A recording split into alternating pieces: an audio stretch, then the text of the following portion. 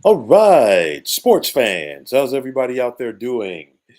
William Martin coming at you one more time here on YouTube with another edition of the 300 Pounds of Sports Knowledge Podcast. As the losses continue to pile up for the Detroit Pistons, they are closing in on some bad NBA history. The Pistons, with their 118 to 112 loss tonight to the Brooklyn Nets, have now lost their last 27 games, which is the most for one NBA season. And now they're just two losses away from setting the mark for the most consecutive losses in NBA history. The Pistons have a point differential this season of nearly 12 per game. And believe it or not, it's not the worst in the NBA. Is that mark falls into the laps of the San Antonio Spurs.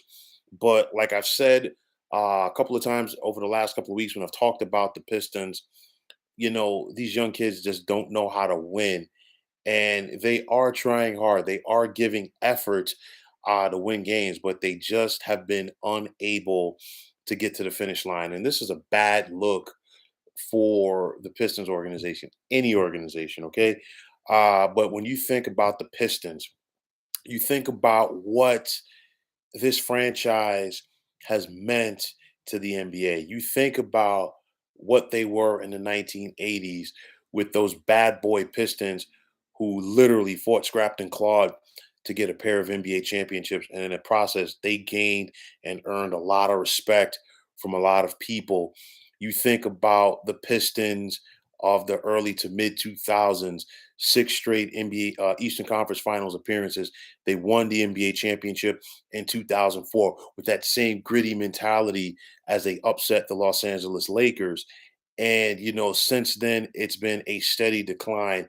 But I don't think anybody expected the Pistons to get to the point that they are currently at. Now, nobody expected a quick turnaround when Monty Williams became the head coach in Detroit this season. But as bad as this team is and has been, nobody expected them to be 2-28 bad.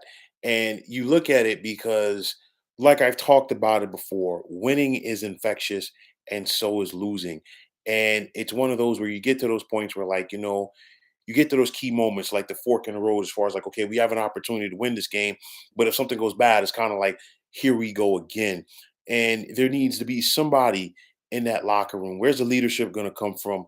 Where somebody's going to say, you know what, over my dead body, guys, tonight, guys, somebody's going to step up and make the key plays. Somebody's got to go out there and do what's ever necessary to get back into the win column. They're 2-28, 1-14 at home, 1-14 on the road.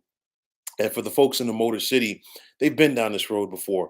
They saw the Detroit Lions about 15 years ago become the first team in NFL history to go 0-16 for an entire season.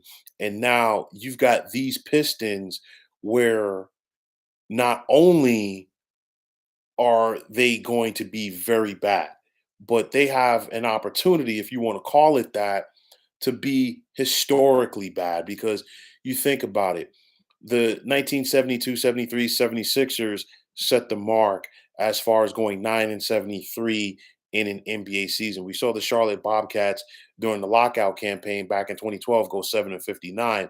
But nonetheless, the way that the Pistons are going, and I said it before, they might not win 20 games. Then that was 15. The way that they're going right now, they might not win 10.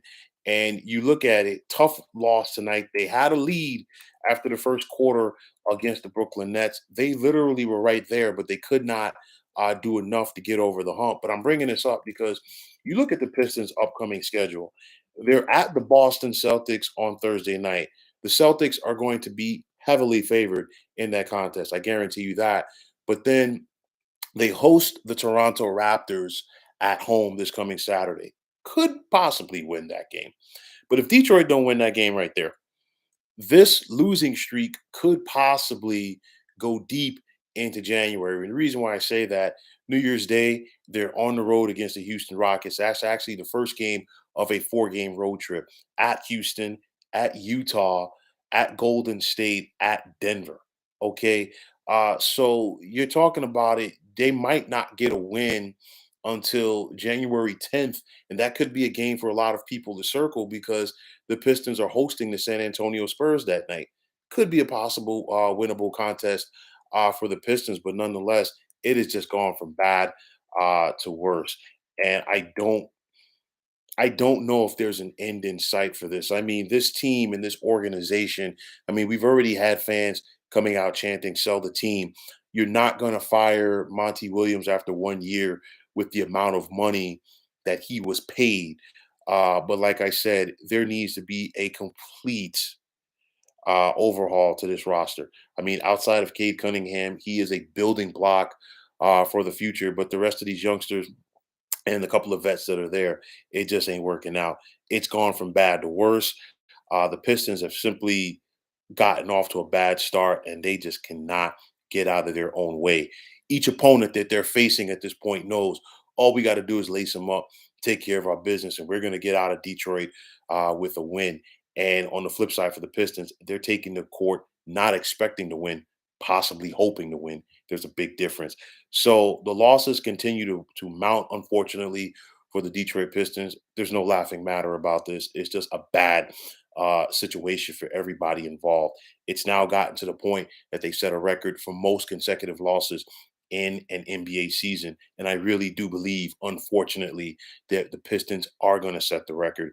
They're going to be the first NBA team which would have lost 29 games. So there's no light at the end of the tunnel for the Pistons. It keeps getting worse than it was. And I just simply don't know if there is an end in sight for a basketball franchise that once upon a time was looked at among the elite. So, folks, that's going to wrap it up. And as always, I want to take this time out to thank you for tuning into the 300 Pounds of Sports Knowledge podcast here on YouTube. I want to take this time out to thank all of you fine folks out there for tuning in. And if you haven't already, please feel free to subscribe to this channel. Now, if you're on the X, formerly known as Twitter, please feel free to follow me at 300 Pounds of Sports.